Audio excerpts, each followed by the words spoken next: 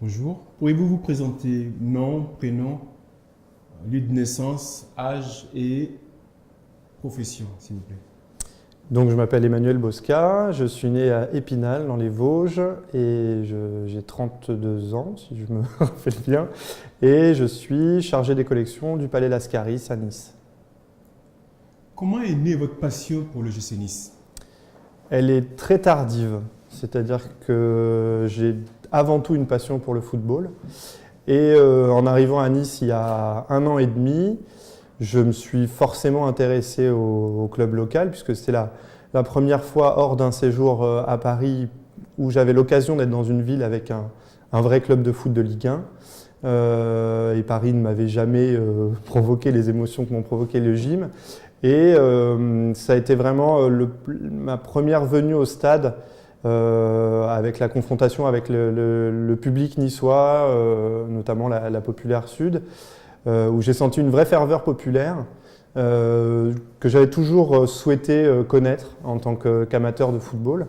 Et je dirais que j'ai vu la saison dernière en termes de jeu à l'OGC Nice, j'ai avant tout été séduit par la ferveur. Et je suis venu ensuite à aimer le club. Donc c'est vrai que c'est un amour récent, mais assez fort depuis, parce que je suis quelqu'un d'entier et qu'une fois que j'ai décidé que le gym était mon club, c'est terminé. Il n'y a pas d'autre possibilité. En tant que non-local niçois, quelles étaient vos impressions du club de l'OGC Nice avant d'être ici?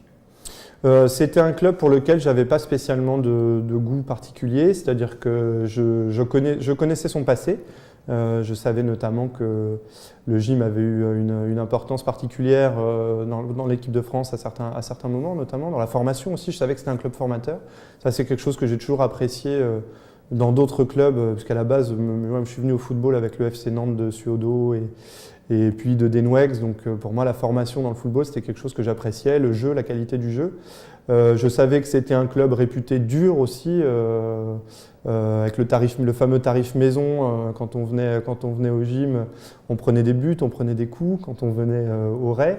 Donc j'avais cette réputation un peu sulfureuse du club azuréen, mais je ne m'étais pas spécialement intéressé à ce club-là plus qu'un autre, puisque c'est vrai que c'est mon attachement finalement à la ville de Nice. Quand on est arrivé ici, j'ai été très séduit par la région et par la ville. Et c'est cet attachement-là aussi local qui a fait que je me suis vraiment intéressé à ce club. Et c'est vrai que depuis, cette saison particulièrement, on prend beaucoup de plaisir dans le jeu. Et ça, c'est quelque chose qui est très important aussi pour moi dans mon approche d'un club. Mais c'est vrai que voilà, avant, le gym pour moi était un club parmi d'autres en Ligue 1 et en Ligue 2, puisqu'on sait que le parcours du gym n'est pas linéaire en Ligue 1. Mais c'est vrai que voilà, je ne m'y intéressais pas plus que ça. Vous qui êtes un fidèle de l'Alliance Riviera, le club, le stade de l'OGC Nice aujourd'hui, est-ce que vous avez eu des échos ou des dires sur l'ambiance du stade des Rés? Alors oui, principalement des échos sur le net, c'est-à-dire que quand je me lance dans quelque chose, je le fais de façon assez globale et du coup, quand j'ai commencé à vraiment m'intéresser au gym et aussi aux supporters, parce que les mouvements de supporters m'intéressent, c'est toujours quelque chose qui m'a intéressé aussi sur un plan sociologique, etc. Donc j'ai aussi lu pas mal de choses et je suis régulièrement les forums des supporters et c'est vrai qu'on entend énormément parler de l'ambiance du Ray, mais d'ailleurs pas que sur les forums des supporters. C'est vrai que le Ray était un stade emblématique de la Ligue 1, notamment par la proximité des tribunes avec le terrain, et puis bon, la ferveur on en a déjà parlé, mais la ferveur des supporters niçois était connue, et c'est vrai que le Ray a une réputation d'être disons que c'était une des enceintes de Ligue 1 avec une vraie identité. Et pour le coup, même si j'étais pas, par exemple, très grand connaisseur du gym, le nom du stade était pour moi très facile à associer au gym. Donc c'est vrai que le Ray est pour moi quelque chose une référence en Ligue 1 et c'est vrai qu'on en entend encore parler d'ailleurs dans les travées de l'Alliance. Alors il y a forcément des gens qui sont nostalgiques. De toute façon, par essence, je dirais que le supporter, particulièrement l'ultra, est nostalgique. C'est-à-dire que quand il y a un changement dans quelque chose dans lequel il a l'habitude, vous changez le logo, les premières années ça ne se passe pas bien, vous changez de stade, les premières années ça ne se passe pas bien. Donc effectivement le stade est encore neuf, l'Allianz Riviera, et je pense que le public niçois va mettre un peu de temps à se l'approprier, surtout vu la longue histoire du Ray. Mais c'est vrai que oui, on entend encore parler du Ray dans l'Allianz. Et je pense que pour certains, le vrai stade du gym reste le stade du Ray. Quelle différence faites-vous entre un supporter et un ultra? Alors ça, c'est quand même une question vaste. Le supporter, moi en fait, j'en fais finalement assez peu. C'est-à-dire que j'ai pas envie de rentrer dans les débats actuels sur le statut des ultras, mais le supporter et l'ultra, pour moi, sont deux choses qui peuvent se rejoindre dans le sens où j'estime qu'il y a un même amour pour le club. La différence peut-être est que chez l'ultra, la notion de j'ai vraiment le sentiment que les ultras ont un sentiment de propriété, c'est-à-dire que le club appartient avant tout pour un ultra à ses supporters et représente un groupe, représente les supporters aussi dans sa façon de jouer sur le terrain, de communiquer aussi, la communication d'un club, la façon dont il recrute. Et c'est vrai que je dirais que le supporter est peut-être moins engagé dans la vie du club de façon globale. C'est-à-dire que le supporter va au stade, le supporter regarde les matchs, le supporter commente, se plaint, etc. Je pense que l'ultra s'investit beaucoup plus et en tout cas vit une partie de sa vie au travers du club et estime, je pense, que le club, l'image du club engage aussi sa propre image. D'où une exigence qui va au-delà du sportif chez l'ultra. Quand on entend les revendications de certains, au-delà du fait d'avoir le droit d'assister au match déjà, qui est un des grands débats actuels, on sent aussi que l'ultra s'investit dans la façon dont le club va mener sa politique de recrutement, sa politique d'investissement. On va entendre des ultras qui vont non pas se plaindre des résultats de l'équipe, mais de la gestion du club. Donc je pense que ce qui fait la différence entre le supporter lambda qui vient au stade souvent, mais pas tout le temps, et l'ultra, c'est le degré d'investissement et les différentes strates aussi dans lesquelles il s'investit. Est-ce que vous vous considérez comme un ultra ou un supporter de l'OGC Nice? Alors, je me considère comme un supporter.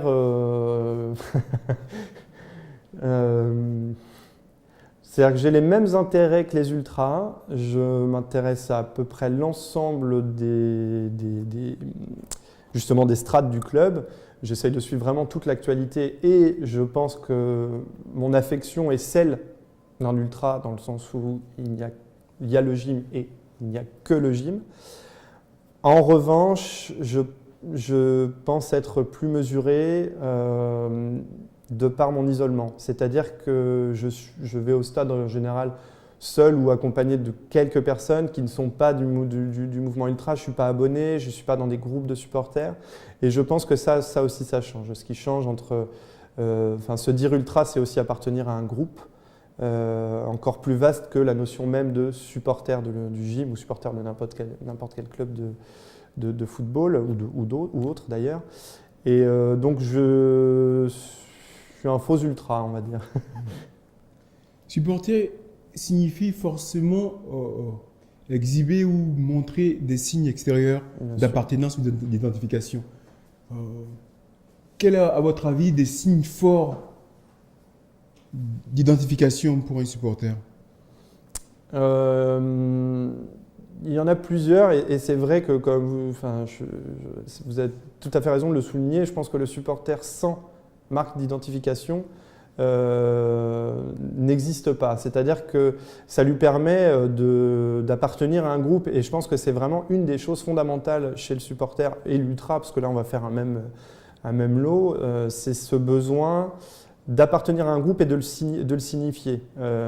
Donc on a évidemment l'exhibition sous toutes ses formes du logo du club, reste un des éléments les plus faciles et les plus emblématiques. On voit chez le mouvement ultra aussi, ce qui est très intéressant d'ailleurs, je trouve, c'est que le supporter lambda porte des vêtements à l'effigie du club. Or, les ultras, eux, vont développer leur propre iconographie avec leur propre logo et on voit beaucoup plus, par exemple, typiquement la Populaire Sud, anciennement la Brigade Sud, a son logo et si vous regardez dans la tribune populaire les soirs de match, vous voyez beaucoup plus de gens avec le logo de la Populaire que de gens avec le logo du gym. C'est-à-dire qu'on a presque l'impression qu'avant d'être des supporters du gym, ils sont des membres de la Brigade Sud. Et je pense que du coup, l'objet et l'emblème ont vraiment une importance dans l'identification des types de groupes, des types de supporters. Et voilà, après, dans les objets classiques de la démonstration du supporter sont connus. Il y a les écharpes, c'est maintenant qu'on peut peut-être en montrer une. Donc voilà, par exemple, ça c'est vraiment pour moi l'objet emblématique du supporter, qu'il soit ultra ou supporter, c'est l'écharpe à l'effigie du club, avec l'écusson, le logo, qui est utilisé en célébration de but, qui est utilisé pour les tifos à l'entrée des équipes. C'est un moyen de montrer aussi une cohésion du groupe, c'est-à-dire qu'il y a des moments, enfin, on a l'impression d'assister à des événements religieux où tout le monde sait ce qui doit se passer à tel moment, c'est-à-dire que le tifo, tout le monde se lève. À Nice, on chante Nice à la Bella. À d'autres endroits, ils vont chanter d'autres chants. On sait qu'il faut lever son écharpe quand on a une écharpe, lever le papier qu'on a installé sur le fauteuil s'il y a un tifo qui a été prévu par les groupes de supporters. Donc il y a aussi, non seulement l'emblème permet l'identification, mais la connaissance d'une forme de liturgie en fait, sportive permet aussi l'identification du supporter. Et l'effet de groupe, en fait, est très, très important aussi. Est-ce que dans votre vie professionnelle ou dans votre vie familiale, y a-t-il un prolongement de cette passion pour le GC Nice? Alors, typiquement, je dirais dans ma vie professionnelle, pas forcément. Après, je ne vous cache pas que je bois mon café dans un mug de l'OGC Nice au bureau. Donc, malgré tout, déjà, j'assume mon statut de supporter, je l'assume vis-à-vis de mes collègues, sans être dans le prosélytisme, mais voilà, c'est une manière aussi de... je vous avoue que je l'ai fait en partie pour briser éventuellement la glace, c'est-à-dire que j'arrive dans un endroit où je connais personne, dans une ville où on sait que les gens sont très attachés au patrimoine local et plus globalement, parce que j'estime qu'un club de foot fait partie du patrimoine local. Donc je m'étais dit, bon voilà, je vais montrer que même si je ne suis pas local, je me suis attaché déjà au patrimoine local puisque je travaille dans un musée, mais au patrimoine local global. Donc ça m'a permis d'entamer la discussion. Bon, il s'est avéré qu'il n'y a pas de supporters du gym là où je travaille, mais voilà, je dirais que voilà, professionnellement, c'est le seul prolongement. Et puis, au niveau familial, mon épouse travaille au Musée national du sport, donc on parle forcément de sport. Elle connaît très bien mon attachement pour le gym. Elle le partage en partie, c'est-à-dire que plus pour me faire plaisir qu'autre chose, mais voilà. Et puis, je suis en revanche très partagé pour mon fils. C'est-à-dire que à la fois, j'ai vraiment très envie qu'il aime le gym comme moi, et en même temps, moi, je suis venu à aimer certains clubs de foot seul. Ça a été des choix, soit vis-à-vis d'un style de jeu, soit pour un joueur que j'aimais beaucoup, soit ici parce qu'il y a une ferveur. Et je n'ai pas forcément envie d'imposer à mon fils ni l'amour du foot, j'aimerais beaucoup le partager avec lui, mais je ne veux pas forcément lui imposer, et encore moins, je dirais, l'amour du club que j'ai. Maintenant, dans la pratique, je ne suis pas sûr de respecter ce vœu pieux, puisque voilà, de toute façon, des objets du gym, il y en a à la maison. Les seuls objets sportifs que j'ai sont des objets du gym. Il connaît déjà l'écusson du gym et il l'identifie à Nice. Donc malgré tout, même si Donc voilà, je dirais que le prolongement familial, il est là, il est quand même dans la transmission, mais avant tout pour moi d'une passion pour le football, je préfère. On trouve dans votre passion pour le GC Nice une espèce de sentiment de supporter relativement libre. Est-ce que dans votre liste, dans votre top liste de joueurs préférés, combien de Niçois on trouve par exemple dans la liste de vos joueurs préférés? Aujourd'hui, alors c'est pareil. Depuis que je suis à Nice, cette liste a beaucoup évolué puisque j'ai l'opportunité enfin d'être dans une ville où très régulièrement je vais au stade et je vois, et c'est vraiment complètement différent de voir un match dans un stade et de le voir à la télé. L'engagement d'un joueur est beaucoup plus perceptible, le bruit aussi, on ressent des choses différentes. Là, je vous avoue que cette année, l'équipe du gym, il y a beaucoup de joueurs que j'ai envie de placer très haut, notamment des jeunes que je trouve très intéressants. Bon, là, cette année, il y a Cosiello qui est en train d'exploser complètement, qui est un joueur que je trouve très très intéressant, qui j'espère ne va pas se brûler les ailes et qu'il faut, je pense, encore distiller avant de le voir trop haut. Il y a d'un joueur comme Seri qui était quand même relativement inconnu, et là je salue d'ailleurs la cellule de recrutement du gym qui fait un boulot de découverte de joueurs vraiment intéressant. Cette année, il y a la folie Ben Arfa et à titre personnel, c'est un joueur que j'ai toujours rêvé de voir exploser réellement, c'est-à-dire de voir dans une situation où il brille, et j'espère vraiment que ça va se prolonger parce que c'est un joueur que je trouve extrêmement talentueux, mal utilisé la plupart du temps, peut-être mal géré sur le plan émotionnel, mais qui est un joueur qui a un ballon extraordinaire. Enfin, quand on voit, il a un sens du jeu qui est dingue, et je trouve qu'à Nice, ils ont réussi en plus à le faire jouer collectif, ce qui était un des défauts de ce joueur. Donc il y a beaucoup de joueurs que j'aime énormément maintenant qui font partie du gym. En fait, mes joueurs préférés ont tous pris leur retraite. Les joueurs que j'ai vraiment vénérés ont pris leur retraite, et aujourd'hui, j'ai plus de joueurs comme ça complètement que je vénère. Enfin, Ronaldinho n'a pas pris sa retraite. mais le gym est en train, je pense, de produire une génération de joueurs que je vais suivre très attentivement. Et c'est vrai qu'aujourd'hui, je m'intéresse quasiment exclusivement enfin, si je devais faire une liste, je vous sortirais que des joueurs niçois, même si j'apprécie beaucoup d'autres joueurs. Mais c'est vrai que spontanément, je suis tellement heureux de voir cette équipe jouer comme ça. Au-delà des scores, au-delà des résultats, moi, ce qui m'intéresse cette année, c'est le jeu et l'état d'esprit. Et là, j'ai une équipe qui correspond parfaitement à ce que j'attends d'une équipe de football, que ce soit dans l'engagement comme dans la qualité du jeu. Cette année, on prend un pied monumental à l'Alliance quand même. Tout à l'heure, vous avez évoqué l'esprit nantais avec les entraîneurs mythiques Coco Suedo, Denouex. Est-ce qu'à l'OGC Nice, si je vous demande comment pouvez-vous identifier ou comment pouvez-vous caractériser l'esprit de l'OGC Nice? Alors, vous m'auriez demandé ça il y a quelques années, j'aurais parlé de style de jeu rugueux, presque à la Bastiaise, comme les Bastiais ont eu une réputation à un moment de jeu rugueux, principalement dans les années 90. Voilà, pour moi, le joueur emblématique du gym, avant que je m'y intéresse vraiment, c'était Cyril Roll. C'est-à-dire un joueur qui découpait ses adversaires une fois sur deux. Joueur que j'ai d'ailleurs beaucoup apprécié pour son engagement, parce que j'aime aussi les joueurs un peu rugueux.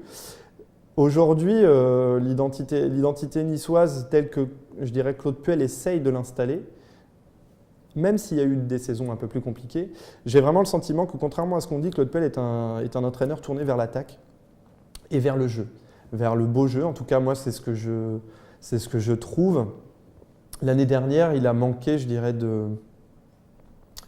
des joueurs qui permettaient de mettre en place ce jeu. Et cette année, on voit qu'en allant chercher des petits joueurs techniques, pas forcément très physiques, pas dans les canons finalement du football actuel où au milieu on va mettre des gars costauds qui courent beaucoup. Là, on a des petits trapus avec Mendy, Seri ou Cosiello. Et je dirais qu'aujourd'hui, l'image du gym, elle est en train de changer. Et actuellement, c'est un peu les représentants du beau jeu en France. Sur cette saison, attention, encore une fois. Mais voilà, pour moi, c'est une image qui est en train de changer. C'est-à-dire que après, pour lire pas mal d'articles, pour lire pas mal de forums, de discussions sur le foot globalement, je vois que c'est en train de changer. Je vois que l'image du gym, cette année, est en train de changer. C'est-à-dire que jusqu'à l'année dernière, quand je lisais des choses, c'était de toute façon le public niçois, c'est un des pires publics de France. L'équipe de Nice, à part découper ses adversaires, ils ne savent pas produire du jeu. Et on sent bien que cette année, avec Ben Arfa, mais pas seulement Ben Arfa, et c'est ça qui est important, et je pense moi vraiment au travail de Claude Puel, au travail du centre de formation, il se passe quelque chose à Nice. J'ai l'impression qu'on a, je n'aime pas parler de philosophie de jeu, mais il se passe quelque chose, il y a une volonté de produire du jeu et de changer un petit peu cette image-là. On va revenir sur les supporters niçois. À votre avis, comment se caractérise le type, entre guillemets, supporter niçois? Quelle est sa singularité?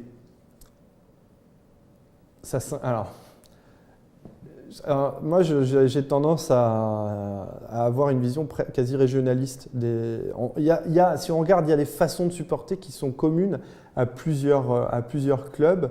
Et si un autre supporter niçois était dans le piège, je me ferais écharper. Mais en fait, les supporters niçois ne sont pas si loin de la façon dont les supporters bastiais supportent leur équipe.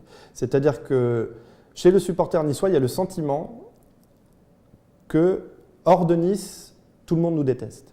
C'est-à-dire que le supporter niçois n'aime de toute façon personne, à l'exception des supporters de Lille et des supporters de Nancy avec qui ils ont lié une amitié. Mais par principe, le supporter niçois, il est ennemi de tout le monde. C'est-à-dire qu'on a des derbies toutes les semaines à l'Alliance, si on entend vraiment les chants de supporters. Et ils sont relativement agressifs. Je dirais que la majorité des matchs où j'ai été, quel que soit le club, il y a toujours un moyen de trouver une rivalité au-delà du simple match. Quand on reçoit Nantes, il y a un problème parce qu'à Nantes, les supporters s'appellent la Brigade Loire. Ici, c'est la Brigade Sud. Donc forcément, on va s'écharper parce que la vraie brigade, c'est la Brigade Sud. Quand on reçoit les Bastiais, antagonisme niçois-Bastiais. Donc voilà, les Lyonnais, c'est un club riche, etc. On a l'impression quand les Lyonnais viennent, c'est comme s'ils venaient à Saint-Étienne. Sauf que Nice déteste aussi Saint-Étienne. Moi, j'ai vraiment ce sentiment que le supporter niçois, il est niçois et il n'aime personne, personne ne l'aime, mais ça, il s'en fout. Et il y a un très, très, très, très fort attachement local. On fait partie des clubs dans lesquels il y a un chant en langue locale en début de match. Les chants de supporters sont des chants en partie en langue. Il y a quelques chants en langue niçoise. Donc ça aussi, ça donne quand même une identité très forte. C'est pour ça que je disais aussi, je faisais un parallèle avec les supporters corses, qui eux aussi ont des chants en Corse. Donc il y a une identité qui va au-delà du football, je dirais, chez le supporter niçois, ce qui n'est pas toujours le cas pour les autres clubs. Est-ce que vous chantez, vous, par exemple, les chants des supporters niçois en nissarde? Alors pour l'instant, j'en connais qu'un. Le premier, le plus important, Nissa la Bella en ouverture de match, et celui-là, je l'ai appris extrêmement vite. Parce que la première fois que je suis allé à l'Alliance, quand le stade a chanté ce chant, ça m'a ému et je me suis dit, je veux chanter ce chant, je veux le chanter avec le public parce que j'aime ces moments-là de communion. Donc pour l'instant, je n'ai appris que celui-là et il est très très simple, ceux qui sont basés sur 2-3 mots faciles à apprendre. Après, il y en a quelques-uns qui sont vraiment complexes, qui sont chantés d'ailleurs assez rarement parce que sur un match, on n'a pas toute la panoplie du chant de supporter, mais j'essaye très très vite. J'ai essayé très très vite d'apprendre les chants. Est-ce que, en tant que supporter niçois, vous faites des déplacements? Pour l'instant, j'en ai pas fait. J'espère cette année faire le déplacement à Monaco parce que c'est le déplacement le plus court de la Ligue 1. Et si l'occasion se présente une fois, si je suis présent, je vous avoue que je ne vais pas forcément parcourir la France pour suivre le club. En revanche, si j'ai l'occasion d'être sur place ou à une distance raisonnable, si le gym passe, ça, je pense que je ferai le déplacement. Et si par malheur, je dois quitter la région un jour et que je m'installe dans une ville ou proche d'une ville avec un club de Ligue 1 ou de Ligue 2 et qu'il y a un match du gym, ça, j'irai à tous les coups, ça c'est sûr. Mais c'est vrai que c'est en cela aussi que je suis peut-être différent d'un ultra, c'est que je n'irai pas dépenser l'argent du foyer pour aller en déplacement. Même si c'est quelque chose que j'aimerais vivre au moins une fois. En tant que supporter de l'OGC Nice, comment on peut se définir comme étant supporter de l'équipe de France? Alors, Pour moi, c'est un peu c'est vraiment deux choses différentes. Alors, je dirais particulièrement, les Niçois en plus j'ai le sentiment qu'avant d'être français, ils sont Niçois, même s'ils sont très attachés quand même à la France. Je dirais que pour moi, c'est vraiment deux choses indépendantes. Indépendamment d'être supporter niçois, je suis supporter de toutes les équipes de France, quelles qu'elles soient, même si je trouve que c'est pas évident, c'est-à-dire que suivre comme ça une équipe nationale assez peu régulière. Enfin, ce qui est intéressant dans le fait d'être supporter, c'est la régularité, c'est la tension que ça provoque. Et c'est cette espèce de rendez-vous au moins hebdomadaire où pendant 1h30 on est tendu, on est exclusivement porté vers son club. C'est vrai que l'équipe de France est très sporadique. Pour être tout à fait honnête, moi je supporte l'équipe de France dans les grandes compétitions et dans les qualifs, mais par exemple les matchs amicaux, je ne vais pas me battre pour les voir. Un France-Andorre, ça me fait pas rêver. Maintenant, une belle affiche ou une équipe de France qui joue bien, mais je ne suis pas un supporter. Je suis plus supporter niçois que supporter de l'équipe de France. L'équipe de France, je la suis dans les grandes compétitions. Et c'est vrai qu'une fois que je suis dedans, je me ferai chanter tout ce que vous voulez aussi, mais c'est pas une passion que je vis au quotidien. Voilà, l'équipe de France n'est pas une passion quotidienne, comme le gym est quand même une passion quotidienne tous les jours. Je vais voir des sites internet sur le gym, je lis des journaux qui parlent du gym et de la Ligue 1. L'équipe de France m'intéresse un peu moins. Pour terminer, comment voyez-vous la prochaine édition de l'Euro 2016 en France ? C'est difficile d'en parler sans évoquer le contexte actuel. Ce que j'espère le plus sincèrement, c'est qu'on arrive à faire de l'Euro un vrai événement sportif. C'est-à-dire que le sport prenne le dessus sur tout le reste, que la principale question ne soit pas la question de la sécurité, que la principale question ne soit pas la question d'un potentiel attentat terroriste, mais que ce soit une vraie fête sportive, comme doit l'être une fête de cette envergure. J'espère justement aussi que ce sera un moment où les supporters s'illustreront, ce qui n'est pas toujours évident. Je trouve justement que ces derniers temps, les supporters face aux événements ont eu un impact que j'ai trouvé très important et très positif sur l'opinion publique. Il y a eu un comportement des supporters qui était intéressant et qui en fait a été une des manifestations les plus visibles en fait d'une forme de cohésion sociale qui est difficile à mettre en place en ce moment. Donc voilà, moi ce que j'attends de l'Euro, c'est avant tout que ce soit une fête et qu'on parle plus du sportif et de la fête que d'autres choses. C'est ce que j'espère sincèrement. Merci beaucoup.